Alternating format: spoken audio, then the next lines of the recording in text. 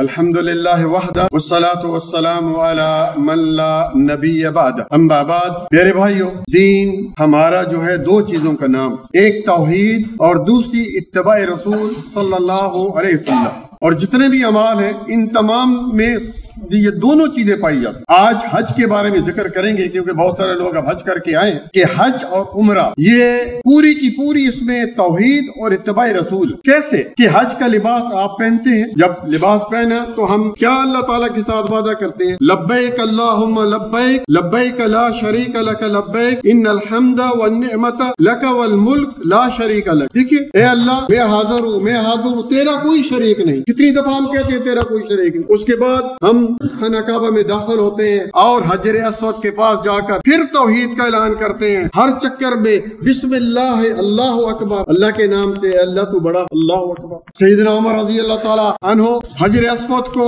سامنے رکھ کر فرمایا کرتے کہ انک حجر، کہ تو ایک پتھر ہے، نہ نقصان دے سکتا ہے نہ فائدہ پہنچا سکتا ہے۔ اگر میں نے نبی صلی اللہ علیہ وسلم کو تمہیں بوسہ دیتی ہوئے نہ دیکھتا تو تجھے کبھی بوسہ نہ دے۔ اللہ اکبر۔ اسی طرح طواف کے 7 چکروں کے بعد ہم پھر 2 رکعت مقام ابراہیم پر پڑھتے ہیں، اور اس میں جو پہلی رکعت میں ہم سورۃ قل یا ایھا الکافرون پڑھتے ہیں، پوری کی پوری توحید۔ اللہ اکبر۔ آپ پڑھیے، اس کا ترجمہ پڑھیے۔ اور دوسری رکعت میں قل هو اللہ احد سورۃ اخلاص پڑھتے ہیں، پوری کی پوری توحید۔ اسی طرح پھر یہ ختم کرنے کے بعد ہم صفا اور مروہ کی طرف جاتے ہیں، اور نبی صلی اللہ علیہ وسلم نے ہمیں یہ دعا سکھلائی، قرآن کریم کی آیت ہے ان الصفا والمروہ من شعائر اللہ۔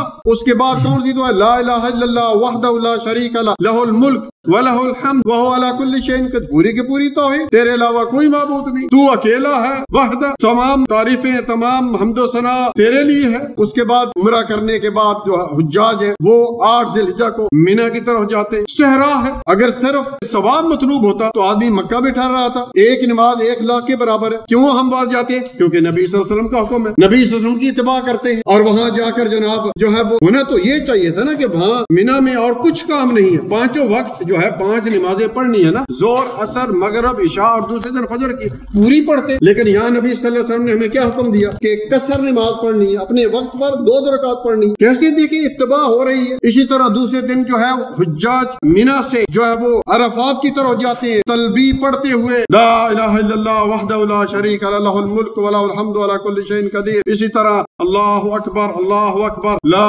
الہ الا اللہ اللہ اکبر وللہ الحمد۔ دیکھیے پوری توحید، بھائی توحید کو سمجھیے، اللہ کی قسم توحید کے بغیر ہم کچھ نہیں ہے۔ یہ دنیا توحید کے لیے بنی ہے، توحید نہیں رہے گی اللہ تعالیٰ کو دنیا کی کوئی ضرورت نہیں۔ یہ تلبیہ اور یہ جو ہے تکبیرات پڑھتے ہوئے حجاج جو ہے وہ کہاں چلے جاتے ہیں؟ عرفات کے میدان میں۔ وہی ہونا تو یہ چاہتے، وہیں رہتے، اتنے دور آ گئے جہاں پہ جنگل ہے، صحرا ہے۔ اگر صرف ثواب مطلوب ہوتا تو مکہ میں تو ایک نماز کا ثواب 1 لاکھ کے برابر ہے، اس کو چھوڑ دیتے ہیں۔ کیوں چھوڑتے ہیں؟ اس لیے کہ نبی صلی اللہ علیہ وسلم کا حکم۔ وہاں پہ پھر ہم 2 نمازیں جمع اور قصر کرتے ہیں، حالانکہ یہ ہونا چاہیے تھا تو وہاں پہ پوری نماز پڑھتے، اپنے وقت پر جو ہے وہ ظہر کی نماز پڑھتے، اپنے وقت پر عصر کی نماز پڑھتے، سنتے پڑھتے، 4 فرض پڑھتے، عصر کے اپنے وقت پڑھتے۔ لیکن نبی صلی اللہ علیہ وسلم نے کیا حکم دیا؟ جمع و تقدیم، ظہر اور عصر کو آپس میں ملانا ہے، 2 رکعت، 1 اذان اور 2 اقامت کے ساتھ پڑھنی ہے۔ اب دیکھیے میرے بھائی، نبی صلی اللہ علیہ وسلم کی اتباع کس طرح ہو رہی ہے۔ پھر اس کے بعد مغرب کا وقت ہوتا ہے، مغرب کا وقت ہو گیا، سورج غروب ہو گیا، ہونا تو یہ چاہیے تھا جو ہے وہ مغرب کی نماز پڑھتے،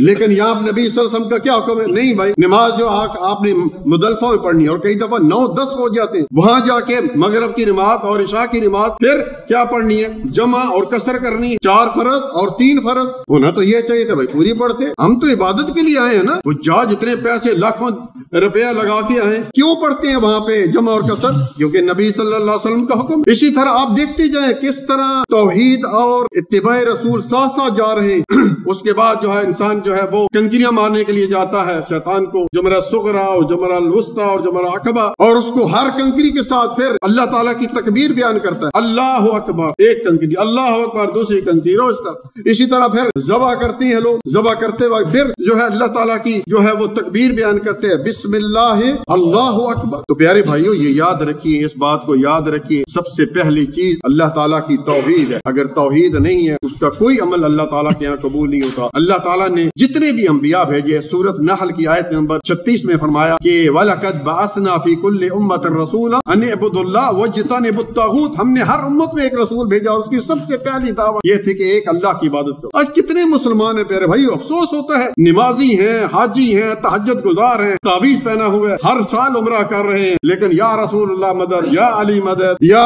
غوث پاک مدد، ان کو بھی پکار رہے ہیں. اگر یہ شرک نہیں ہے تو اور شرک کون سا ہے بھائی؟ سمجھیں اس بات کو. بعض لوگ نہیں سمجھتے بھائی، کوئی بات نہیں، دعا ایک عبادت. اللہ تعالیٰ سے دعا ہے کہ اللہ تعالیٰ ہمیں توحید پر زندہ رکھے، اور اللہ تعالیٰ جب اس دنیا سے ہم رخصت ہوں تو نبی صلی اللہ علیہ وسلم نے کیا فرمایا؟ من آخر کلامہ لا الہ الا اللہ من الدنیا دخل الجنہ. جس کے منہ سے آخری وقت یہ کلمہ توحید لا الہ الا اللہ نکل آیا اس کا ٹھکانہ جنت ہے. لیکن یہ یاد رکھیے کہ ہر کے منہ سے نہیں نکلے گا، جب اس نے توحید پر زندگی گزاری ہوگی اسی کے منہ سے یہ جو ہے یہ کلمہ نکلے گا. اللہ تعالیٰ ہمیں توحید پر زندہ رکھے. جزاک اللہ خیرا، بارک اللہ فیک.